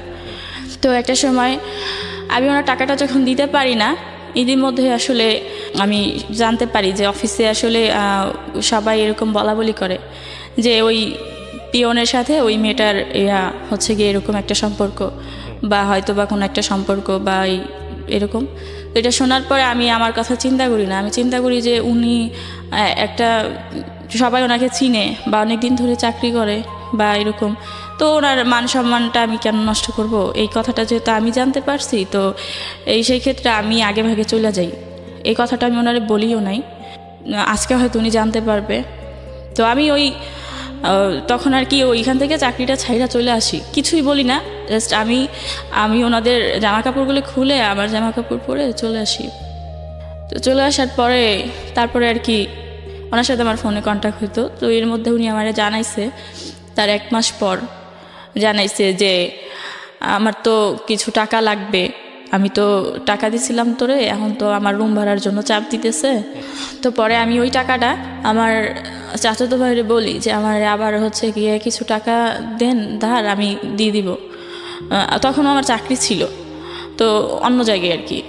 তখন আমি ওই ভাইয়ার কাছ থেকে 3,000 টাকাই ওনার আমি দেই, আবার উনি আমার কাছে 2,000 টাকা পাইতে যায়। তো তারপর থেকে আসলে আমি যে জায়গায় ওনার জন্য যে চাকরিটা ছাইড়া দিয়ে যখন আইসে অন্য জায়গায় চাকরি নিই, ওই চাকরিটা নেওয়ার পর ওই চাকরিটা আমি 2 মাসের বেশি আর করতে পারি না। তো করতে পারি না পরে ওই চাকরি আমার চলে যায়, আমি আর কোথাও চাকরি পাচ্ছি না, কিন্তু আমার সমস্যাগুলো থাইকেই যাচ্ছে। ওই যে ব্যাংক লোন আমি দিতে পারতেছি না, তো উনি আমাকে প্রত্যেক মাসেই এই 3,000 টাকা ব্যাংক লোন হচ্ছে গিয়ে সহযোগিতা করতো। তো করতে করতে একটা সময় দেখা গেছে 3-4 মাস হয়ে গেছে, এভাবে ওনার কাছ থেকে অনেক টাকা নেওয়া হয়ে গেছে, কিন্তু আমি 1 টাকাও দিতে পারতেছি না বা দেই নেই। কিন্তু সম্পর্কটা আসলে এভাবে টাকার জন্য হয়তো নষ্ট হয় নাই। তো এই টাকা দেওয়ার মাঝখানে ওনার সাথে খুব ভালো সম্পর্ক হয়ে যাওয়াতে আমি ওনার সাথে খুব বেশি ক্লোজ হয়ে যাই, এবং তারপরে আমি জানতে পারি যে উনি আমাকে ওনার কিছু সমস্যার কথা বলে, যে উনি হচ্ছে গিয়ে পড়াশোনা করছে কিন্তু কাজে লাগাইতে পারে নাই, ভালো কোনো চাকরি পায় নাই, বা ওনার হচ্ছে গিয়ে যেটা না বললেই না, যে ওনার এই সমস্যাটার কথা আমাকে খুব ভালোভাবে বুঝায় বলে যে উনি বিয়ে করে নাই কেন। আমি ওনাকে মাঝে মাঝেই প্রশ্ন করতাম যে আপনার অনেক বয়স হয়ে গেছে, বিয়ে করেন নাই কেন? তো বলে যে বিয়ে তো করি নাই এইরকম সমস্যার জন্য। তো সমস্যাটা কি একদিন উনি আমাকে বলে যে আমার তো এরকমের আমার শারীরিক সমস্যা, আসলে আমার সমস্যাটা খুব গুরুতর, এরকম অনেকবারই বলে, কিন্তু আমি আসলে বুঝতে পারি না, পরে কখনো বোঝারও চেষ্টা করিনি যে আসলে কি সমস্যার কথা বলে। আর আমার যে সমস্যাটা হয়তো, যে বলছিলাম আমার হাজব্যান্ড হচ্ছে গিয়ে ইয়াবা খাইতো, আমি যখন জানতাম আমার হাজব্যান্ড হচ্ছে গিয়ে তখন চাকরি করতো, কোম্পানির নাম জি, ওই কোম্পানিতে যখন চাকরি করতো উনি হচ্ছে গিয়ে চিটাগংয়ে যাইতো ডেলিভারি দিতে। আর ওই ডেলিভারি দিয়ে আসার সময় উনি হচ্ছে গিয়ে ইয়াবা নিয়ে আসতো, এবং উনি হচ্ছে গিয়ে রাতের বেলা হচ্ছে গিয়ে ওই ডেলিভারি দিতে যাইতো, এবং পরের দিন সকালবেলা উনি ঢাকাতে পৌঁছাইতো। আমি যখন বুঝতাম যে উনি ঢাকাতে পৌঁছাইছে তখনই আমি হচ্ছে গিয়ে অফিস থেকে বের হয়ে যাইতাম, মানে বাসা থেকে বের হয়ে অফিসে যাইতাম। অফিস করে আমি রাতে আর বাসায় ফিরতাম না, কারণ আমি তো জানতাম যে আমার হাজব্যান্ড বাসায় আসছে, তার মানে ও হচ্ছে গিয়ে ইয়াবা নিয়ে আসছে। তো আমার অবস্থা কি হবে এটা আমার তখনই কল্পনা করতাম। মানে এটা কল্পনা কি মানে কি করতে উনি ইয়াবা খাওয়ার উনি পরে? ইয়াবা খাওয়ার পরে আমাকে শারীরিকভাবে টর্চার করতো। দেখা গেছে যে ওই ইয়াবা খাইলে কি হয় আমি জানি না, বাট ইয়াবা খাওয়ার পরে দিন রাত উনি আমাকে এরকম নির্যাতন করতো। তো তারপরে আমি হচ্ছে গিয়ে ইয়াবা যেদিন নিয়ে আসতো, বা উনি যেই দিনকে ইয়াবা নিয়ে বাসায় আসতো, সেদিনকে আমি আর হচ্ছে গিয়ে অফিস করে আমি আর বাসায় যাইতাম না, মানে ভয়ে বাসায় যেতেন না? ভয়েই বাসায় যেতাম না। আচ্ছা। তো আমার ওই মুহূর্তে আসলে আমি বরাবরই আমার কখনোই কোনো এমন কেউ ছিল না যে যার কাছে আমি একটা দিন বা একটা রাত বা 2টা ঘন্টা থাকবো, এরকম কেউ ছিল না। ওই মুহূর্তে শুধুমাত্র ওই লোকটাই ছিল, যে তাও একটা ছেলে মানুষ, বা ওনার সাথে আবার এরকম একটা সম্পর্ক, বা উনি আবার হিন্দু ছিল। তো আমি আসলে উনি আমার সব কিছু জানতো, কিন্তু এই বিষয়টা আমি ওনার বলি নাই যে আমার হাজব্যান্ড যে এই নিয়ে আমাকে টর্চার করে, বা এই জন্য আমি বাসায় যাব না। হ্যাঁ, অনেক সময় আমি রাস্তায় বসে থাকতাম যে আমি যাব না বাসায়, তো উনি বলতো যে আরে মারবে না, বা তোরে কিছু বললে আমি দেখবো না, তুই যা। কিন্তু আমি ওনাকে বলতাম না যে আসলে সমস্যাটা কি। তো পরে একটা দিন এমন হয় যে আমি হচ্ছে গিয়ে উনি যখন সকালে আসে, ওই দিন আমার অফিস বন্ধ, কিন্তু আমি বলি যে আমার অফিস খোলা। তখন আমি গুলশানে চাকরি করি একটা চেকপোস্টে, তো ওখানে ওই চাকরিটা করি, বাট ওই দিনকে আমার অফিস বন্ধ ছিল। কিন্তু আমি বলি যে আমার অফিস আছে, এটা বলে সকালবেলা আমি বাসা থেকে বের হয়ে যাই, কারণ আমার হাজব্যান্ড সকালবেলা আসবে।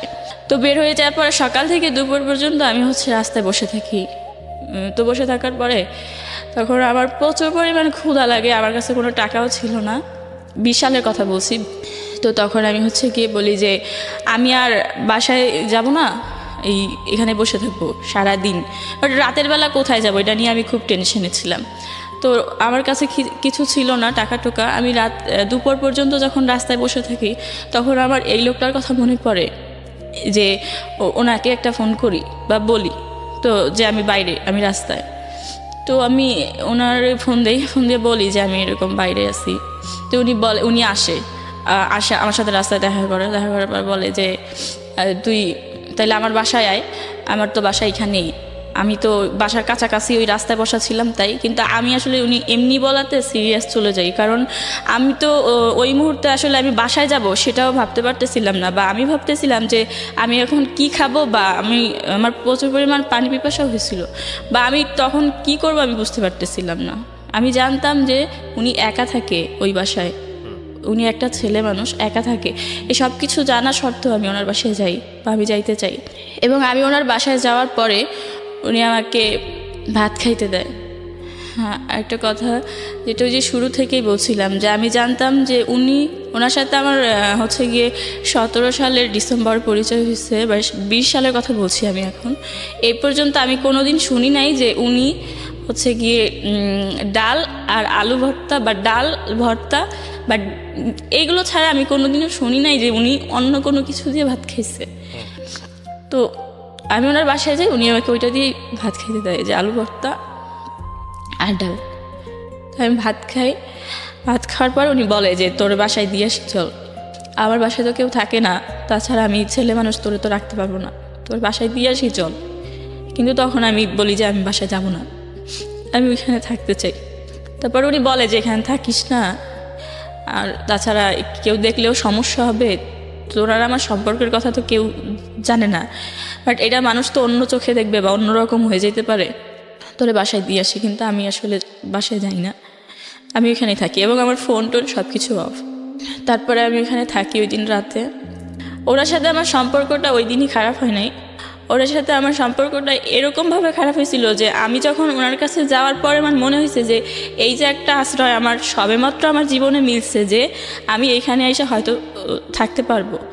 কিন্তু তারপর থেকে যেই দিনই মনে হইতো যে আজকে আমার হাজব্যান্ড আসতেছে বা আসবে, ওই দিনই আমি বাসা থেকে পালাই আসতাম বা পালাই এরকম করতাম। তো দেখা গেছে যে আমার হাজব্যান্ডের কাছেও এখন আমি আরও বেশি নির্যাতিত, যে রাতের বেলা কই ছিলি বা কি করছিলি, তখন বলতাম যে আমার অফিসে হচ্ছে গিয়ে নাইট ছিল, রাতের বেলা কাজ করতে হবে, এরকমের বলতাম। যত মিথ্যা ছিল সব বলে বলে বলে বলে আমি এভাবে বাঁচার চেষ্টা করতাম। এবং ওই সময়টাতে আপনি ওখানে স্টে করতেন? জি, আমি ওখানে থাকতাম ওনার কাছে। ইতিমধ্যে যেটা হয় যে আমি বলছিলাম যে এই লোকটার, আমি বারবারই শুনছিলাম যে এর হচ্ছে গিয়ে শারীরিক সমস্যা, কিন্তু শারীরিক সমস্যাটা কি আমি জানতাম না বা আমি বুঝতেও চাইতাম না। যখন এর পাশে আমি থাকতে শুরু করলাম তখন কিন্তু এর সাথে আমার সম্পর্কটা অন্যরকম।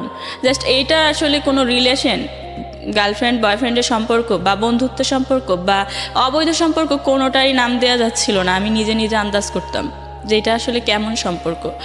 যে আমি ওনার কাছে থাকার পরে আমি এইটা তখন উনি আমাকে দেখায় বা শোনায় বা বুঝায় বা আমিও বুঝতে শিখি যে ওনার যে আসলেই শারীরিক সমস্যা, ওনার এমনই সমস্যা যে উনি বিয়ে করতে চায় না বা বিয়ে করবে না বা বিয়ে করতে পারবে না, এরকম একটা সমস্যা। যেটা দেখার পরে আমি আসলে খুশি হই যে আমি এমন একটা মানুষের কাছে আশ্রয় নিচ্ছি যার এই সমস্যাটা থাকাতে হয়তো আমি অনেক ভালো থাকবো বা আমার কোনো সমস্যা হবে না। যে এই বিষয়টা হচ্ছে এরকম যে আপনি এই সম্পর্কটাকেই ঘৃণা করা শুরু করেছিলেন একসময়, কারণ আপনার জীবনে প্রথম যে ঘটনাটা ঘটে সেটা খুবই অনাকাঙ্ক্ষিত এবং অচিন্তনীয় ছিল। এরপরে হাজবেন্ডের কাছে এসেও এটা এক ধরনের, যেটাকে আমাদের আইনগতভাবে বলা হয় মেরিটাল রেপ, মানে বৈবাহিক পরবর্তী জীবনের রেপ।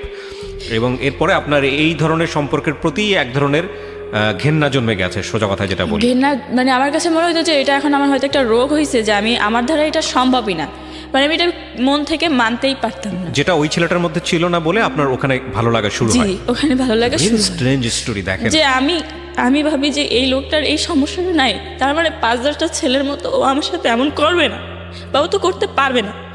আমি মনে মনে অনেক খুশি হই যে ওর এই সমস্যাটা হয়েছে, ভালো হয়েছে। কিন্তু ও কিন্তু অনেক কষ্ট নিয়ে বলতো আমাকে, বা ওরে আমি এমনিতে অনেক ভালোবাসি।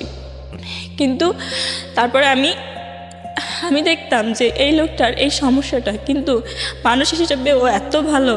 আমার জীবনে যেদিন থেকে আসছে সেদিন থেকে আমার কেয়ার করা শুরু করছে, যেটা ওইভাবে কেউ কোনোদিন করে নাই। টাকা দিয়ে, খাবার দিয়ে, আবার দেখাশোনা সব কিছু।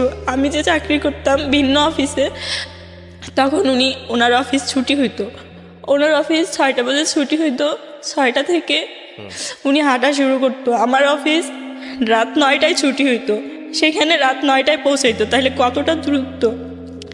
এবং 9টা বাজে আমার অফিস ছুটি হইলে আমার অফিস থেকে উনি আমার হাঁটতে হাঁটতে আমার বাসায় দিয়ে আসতো, সেখানে যাইতে 10:30 বাজতো। সেখান থেকে আবার উনি আমাকে দিয়ে ওনার বাসায় যেতে যেতে প্রায় 11টা 11:30 বাজতো। এতটা পথ উনি প্রত্যেক দিন আমাকে দিয়ে আসতো। তখনও আসলে ওনার আর আমার সম্পর্কের নাম দিয়ে যাচ্ছিল না, যেটা কি সম্পর্ক। এমন হয়তো যে আমার অফিসে গেছে আমার আজ্ঞায় নিয়ে আসার জন্য, বাট আমি সেখানে আমার অফিস থেকে বের হওয়ার পর আমি জানতে পারছি যে আমার হাজব্যান্ড আসবে। তখনই আমি ওর হাতে পায়ে ধরা শুরু করতাম যে আমি বাসায় যাব না, আমি তো তোমার সাথে যাব।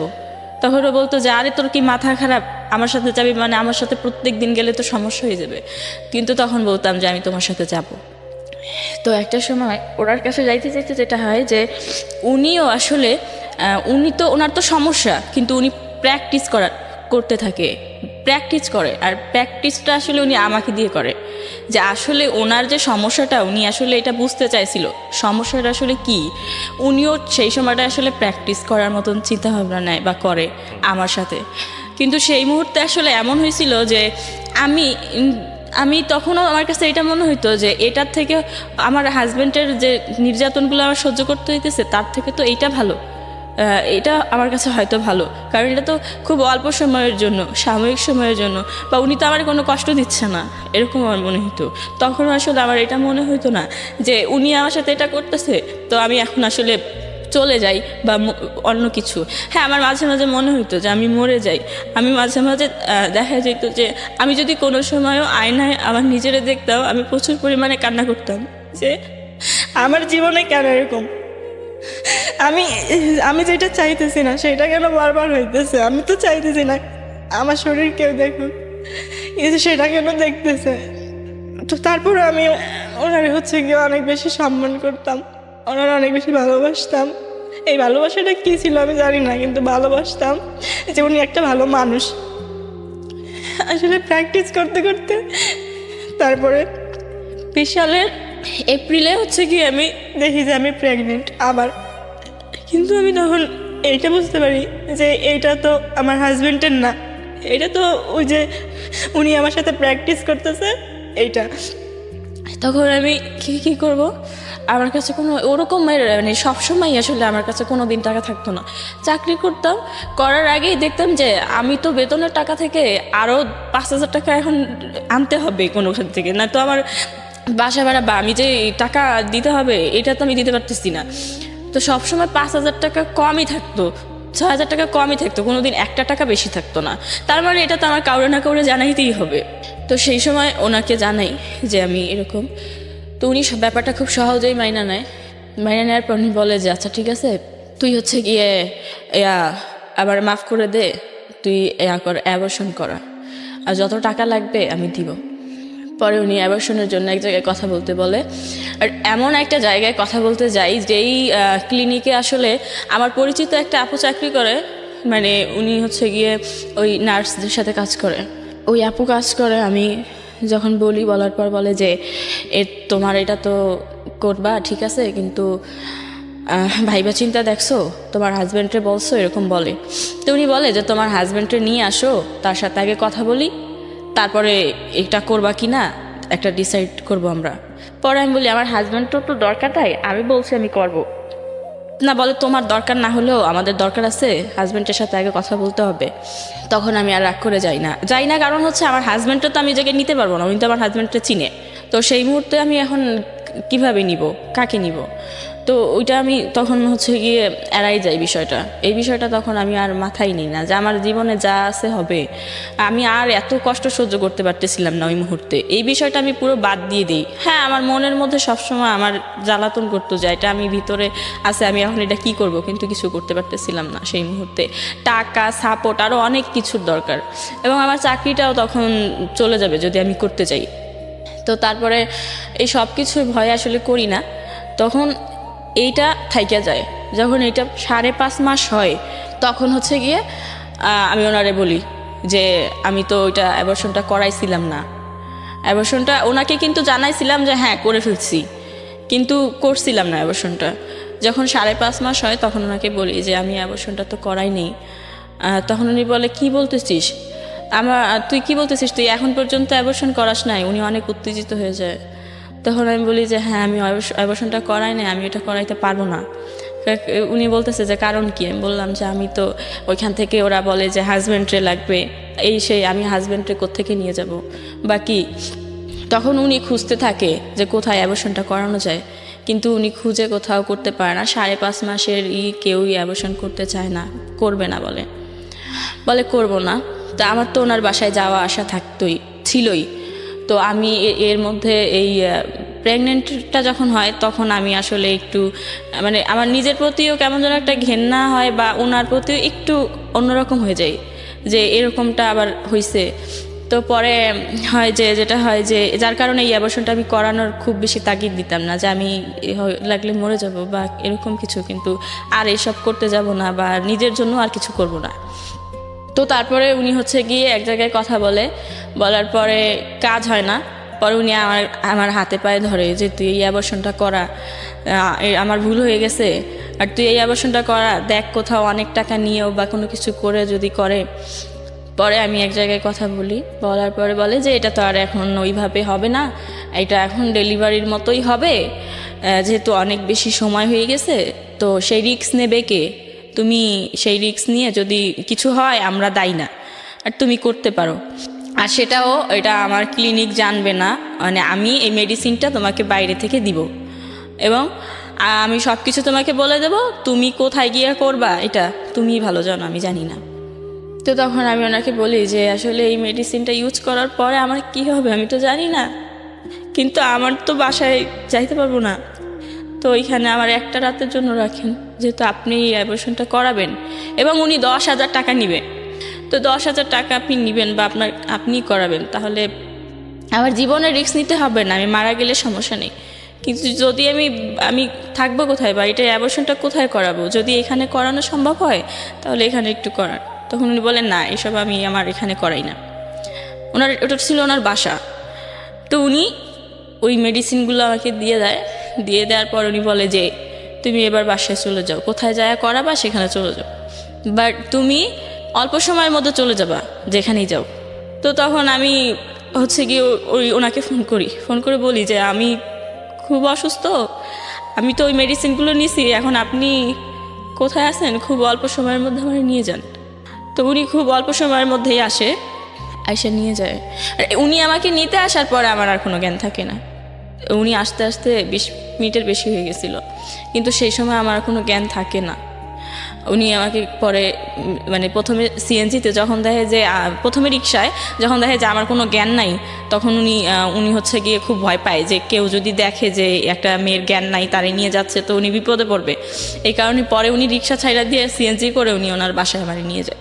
ওনার বাসায় নিয়ে তারপর উনি আমার মানে শোয়াই রাখার পরে 2-1 ঘন্টা পরে হচ্ছে গিয়ে আমি অসুস্থ হই। এর মধ্যে আমার কোনো জ্ঞান ছিল না। তো তারপরে হচ্ছে গিয়ে 2-1 ঘন্টা পরে যখন আমি দেখি যে আমার খুব পেইন হচ্ছে, আমি খুব অসুস্থ, তখন ওনারে ছাড়া তো আমি আমার পাশে আর কাউকে দেখতে পাই না। আর যত সহযোগিতা যা হেল্পের প্রয়োজন ওনার কাছ থেকেই নিয়েছি, বা ওনারই আমি ওইভাবেই সব কিছু বলি যে আমার এরকম লাগতেছে বা আমি হয়তো বাঁচবো না আর, বা এরকম বলি। তো বলার পরে হচ্ছে কি ওই অ্যাবর্শনটা ওনার বাসায় হয়। একটা কথা আমি বলতে ভুলে গেছিলাম, আমি যে ওই অ্যাবর্শনটা করাই ওটা তো 5.5 মাস প্লাস ছিল। যেদিন আমি অ্যাবর্শনটা করাইতে চাই তার 2-3 দিন আগে থেকে আমি প্রত্যেক দিন স্বপ্ন দেখতাম যে একটা ছোট বাবু আমার গলা টিপে ধরতেছে, আমাকে মাইরে ফেলতে চায়। তো আমি ওই কথাটা ওনারে বলছিলাম বারবার যে আমি অ্যাবর্শনটা ওই মুহূর্তে যেটা 2-3 দিন যখন আমি স্বপ্ন দেখি যে একটা ছোট্ট বাচ্চা হাঁটতে পারে না কিন্তু আমারে মাইরে ফেলতে চায়, ঠিক ওই মুহূর্তে আমি বুঝতে পারি যে হয়তো অ্যাবর্শনটা আমি করাটা ঠিক হবে না, বা এই অ্যাবর্শনটা যদি আমি না করাই হয়তো অনেক ভালো হবে। এক কথা আমার ভালো হবে না, কিন্তু আমি ওই বাবুটার বাঁচাতে চাই।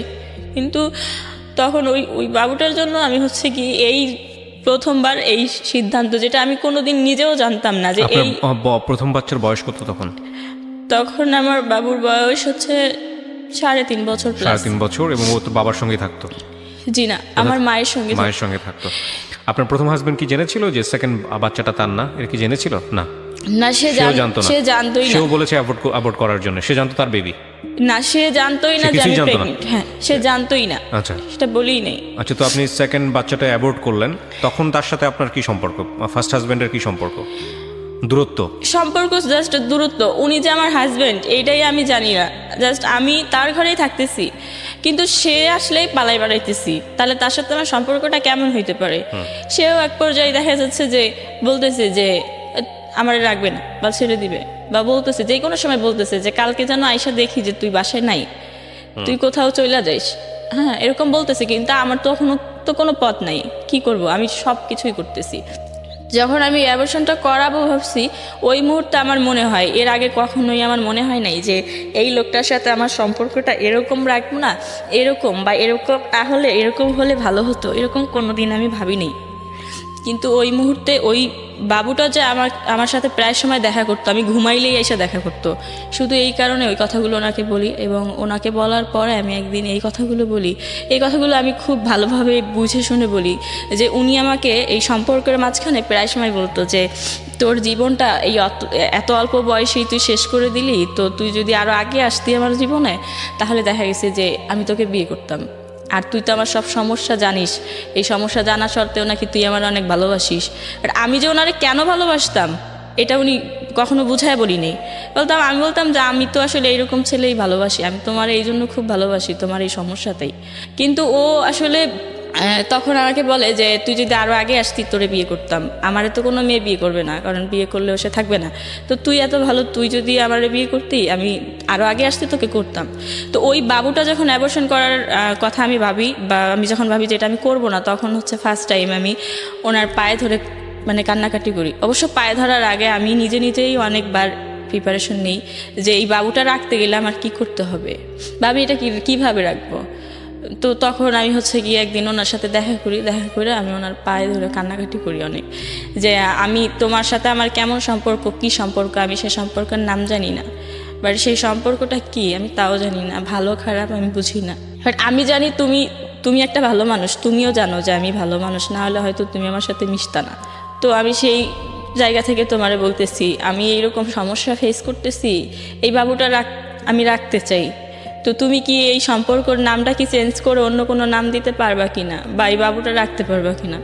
বা আমি ওরা এরকমটা বলি, যদি তুমি অন্য কোনো সম্পর্কের নাম দিতে না পারো তাহলে তুমি তো বলছিলা যে তোমার বড় ভাইয়ের নাকি বাচ্চা হয় না, তো বাবুটা এবার রাখার মতো সুযোগ দাও, তারপর তোমার বড় ভাইয়ের নাইলে বাচ্চাটা দিয়ে দিও। তো তখন ও বলে যে না, এই বাচ্চা রাখা যাবে না, আর তোমার সাথে আমার সম্পর্কের নাম চেঞ্জ করবো কীভাবে, তুমি তো মুসলিম। তখন উনি বলে যে আমি তো শুভর মতো মুসলমান হইতে পারবো না, ধর্ম ছাড়তে পারবো না, কিভাবে আমি এই সম্পর্কের অন্য কোনো নাম দিব, তো তুই অ্যাবর্শনটা করাই ফেলা। এটা বলার পরে অ্যাবর্শনটা হওয়ার পরে তার কিছুদিন পরে ওনার সাথে আমার ওই যে কথা হয়েছিল, উনি বলছিল যে আমি ভেবে দেখবো যে কোনোভাবে তোরে রাখতে পারি কি না, আমিও চাই যে তুই আমার সাথে থাক সারা জীবন, তোরে দেখতে পারি বা তোরে রাখতে পারি। তো তখন উনি বলছে এটা আমি ভেবে দেখবো। তো তারপরে হচ্ছে গিয়ে আস্তে আস্তে ওনার সাথে ওরকম একটা সম্পর্ক হয় যে উনি আমাকে নিবে, সারা জীবন ওনার সাথে থাকতে পারবো, বা উনি আমাকে নিবে, এরকম একটা। কিন্তু এখানে ধর্ম নিয়ে একটা কথা হয়েছিল যে উনি বলছিল যে হচ্ছে গিয়ে আমি তো মুসলমান হইতে পারবো না, বাট এরপরে আবার উনি বলছিল যে হ্যাঁ ধর্ম কোনো বিষয় না, কিন্তু আমার ফ্যামিলিরে কখনো এটা জানাইতে পারবো না যে আমি এরকম হয়েছি, বা এরকম শুভ যেরকম সব মানুষের জানাইছে বা এরকম করছে, এরকম আমি কিছু কখনো জানাইতে পারবো না। তাই আমি বলছি ঠিক আছে, কাউরে জানাইতে হবে না, কাউরে জানার দরকার নাই, শুধু আল্লাহরে জানাইলেই হবে। তো উনি হচ্ছে গিয়ে তারপর যখন আমার বিয়ে করতে যায় তখন তো উনি হচ্ছে গিয়ে ওনার কাগজপত্র সব তো এই ধর্মে, আর আমার তো মুসলমান ধর্মে, সেই ক্ষেত্রে ওনার সাথে আমার বিয়ে কোনোভাবেই সম্ভব না। তো কোনোভাবেই সম্ভব না। উনি বলে যে আচ্ছা ঠিক আছে, আমি হচ্ছে গিয়ে তোমার কাগজপত্র আমি হচ্ছে গিয়ে দেখি তৈরি করতে পারি কিনা। তো উনার হচ্ছে গিয়ে আমি এগুলো জানতাম না, উকিলের মুহুরি ওনার হচ্ছে গিয়ে বন্ধুর মতো, তার সাথে সব কিছু শেয়ার করার পরে আবার বার্থ সার্টিফিকেট তৈরি করে ফেলে। বাট আমার ঠিকানা বা আমার কোনো কিছু না, উনি আমার জাস্ট এটা প্রমাণ করতে চায় যে আমি হিন্দু, ঠিক আছে, এরকম একটা বার্থ সার্টিফিকেট তৈরি করে ফেলে। তারপরে ওই বার্থ সার্টিফিকেট দিয়ে ওনার সাথে আমার বিয়ের কাগজটা আর কি, ওই বার্থ সার্টিফিকেটগুলো বা আমার ছবি টবি সব কিছু যখন ওই মুহুরির কাছে দেওয়ার পরে উনি হচ্ছে গিয়ে আপনার এই বিয়ের কাগজটা তৈরি করে ফেলে। এবং বিয়েটা হচ্ছে হিন্দু ধর্ম, মানে আমি পড়ার পর দেখি যে, বা আমি যখন সিগনেচার করি তখন আমি দেখি যে বিয়েটা আসলে হিন্দু ধর্ম অনুযায়ী হয়েছে, বা হিন্দু এরকম একটা। তখন আসলে আমার হাজব্যান্ড যে সে সব কিছু জানে গেছিল যে আমি এরকম হয়েছিলাম, বা ওর সাথে আমার এরকম একটা সম্পর্ক, সব কিছু জেনে গেছিলো। তো সেই মুহূর্তে সে শুধু বলতেছে, সে তো আগেও সবসময় বলছে যে তুই চইলা যা, আমি যেন বাসায় এসে তোরা না দেখি, এরকমটা বলতো। তো সেই মুহূর্তে হচ্ছে গিয়ে আমি একদিন উনি হচ্ছে গিয়ে করে যে আমার সমস্ত কাপড় চোপড় সব কিছু যা কিছু থাকে সব ময়লার ঝুড়িতে নিয়ে ফেলায় আসে, যে তুই আর এই বাসায় থাকবি না। আমি বাসায় এসে যদি তোরে না পাই তাহলে তুই থাকলেই কি না থাকলেই কি, তো তোর দিয়ে তো আমার কোনো লাভ হবে না, তার চেয়ে ভালো তুই কোথাও চলে যা।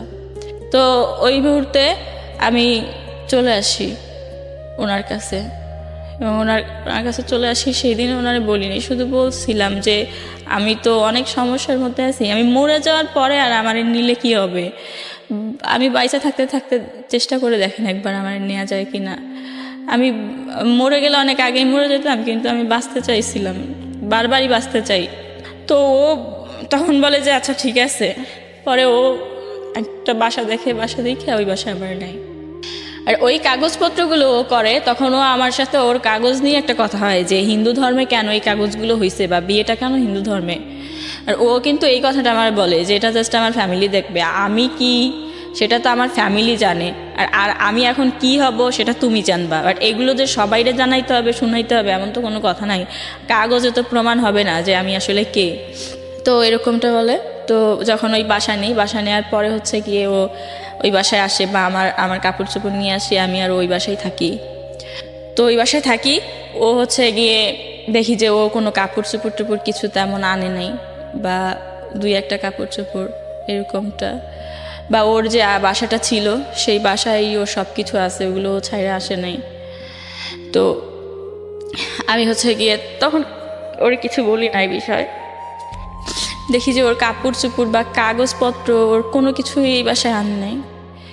তো এভাবে থাকতে থাকি ওর সাথে। কত সালের ঘটনা এটা? এটা 20 সালের জুন। আচ্ছা, এবার আমি কয়েকটা কোশ্চেন করবো আপনাকে। আপনার পুরো গল্পটা আমি বুঝে গিয়েছি, তারপর আমি কয়েকটা কোশ্চেন করে এন্ডিংয়ের দিকে যেতে চাই। আপনি কি এখন ওর সঙ্গে আছেন নাকি ছাড়াছাড়ি হয়ে গেছে? ছাড়াছাড়ি হয়ে গেছে। ডিভোর্স হয়ে গেছে। প্রথম হাজবেন্ডকে আপনি ডিভোর্স দিতে পারেন নাই বা দেন নাই? দিয়েছিলেন? না, দেন নাই।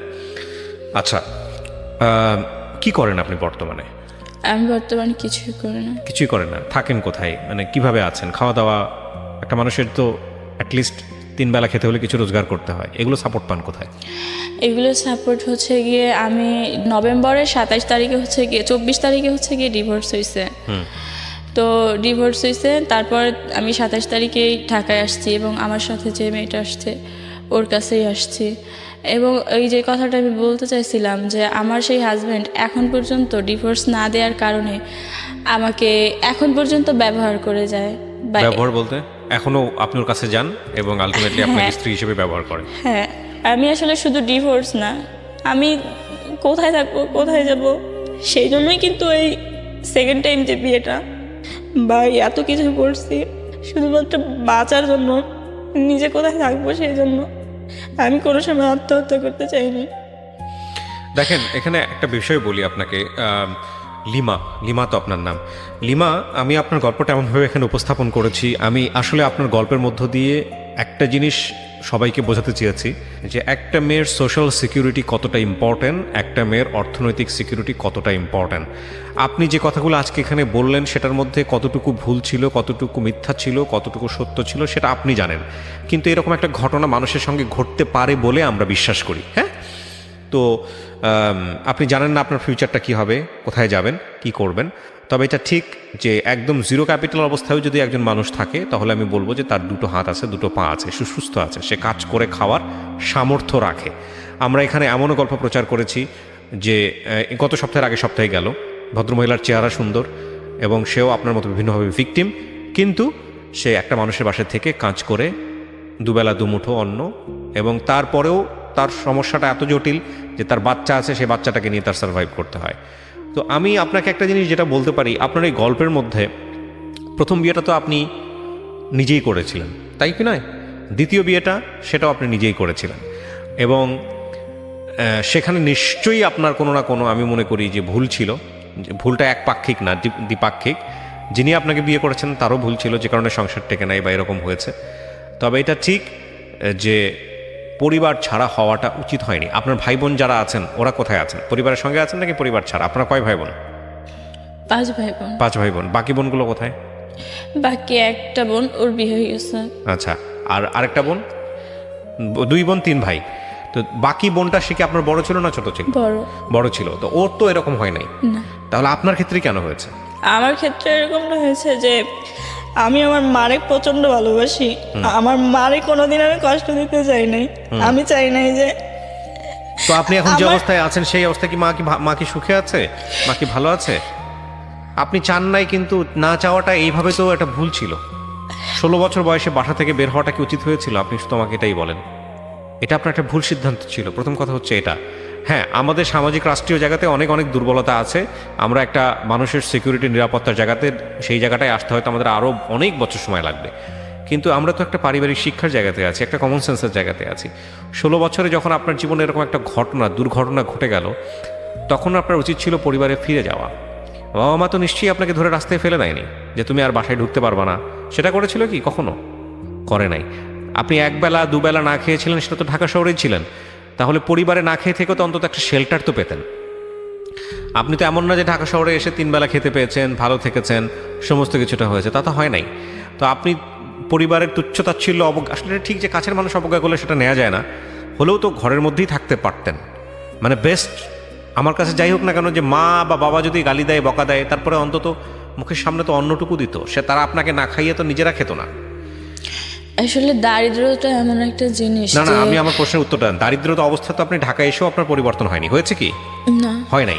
তাহলে এই যে এতগুলো দুর্ঘটনা আপনার জীবনে ঘটলো, সেটা তো পরিবারের মধ্যে থাকলেও তো না হওয়ার কম সম্ভাবনা ছিল। কিন্তু এই যে বললাম যে আমার মারে প্রচন্ড ভালোবাসি, আমার মার কাছ থেকে যে খারাপ আচরণগুলো আমি নিতে পারতাম না, এটা কোনো সময় আমি মানতে পারতাম না। এটা একটা মেজর মিস্টেক আমাদের প্রত্যেকের জীবনে। আমরা এটা ভুল করি, ভয়ঙ্কর রকমভাবে ভুল করি। আমাদের বাপ মায়ের খারাপ আচরণকে আমরা মনে করি আমাদের জীবনে অভিশাপ, এবং সেটার বয়সটাও ওই 16 বছর, অ্যাডোলেসেন্স পিরিয়ডটাই। কিন্তু বাবা মা কেন খারাপ ব্যবহার করেন, বাবা কেন বকা দেন, মা কেন বকা দেন, এটা যখন বুঝবো আমরা, তখন আলটিমেটলি অনেক লেট হয়ে যায়। আপনি যখন মায়ের বয়সে যাবেন, আপনি যখন বাবার বয়সে যাবেন, তখন আপনি বুঝবেন যে কেন এটা তারা করতো। যদিও এটা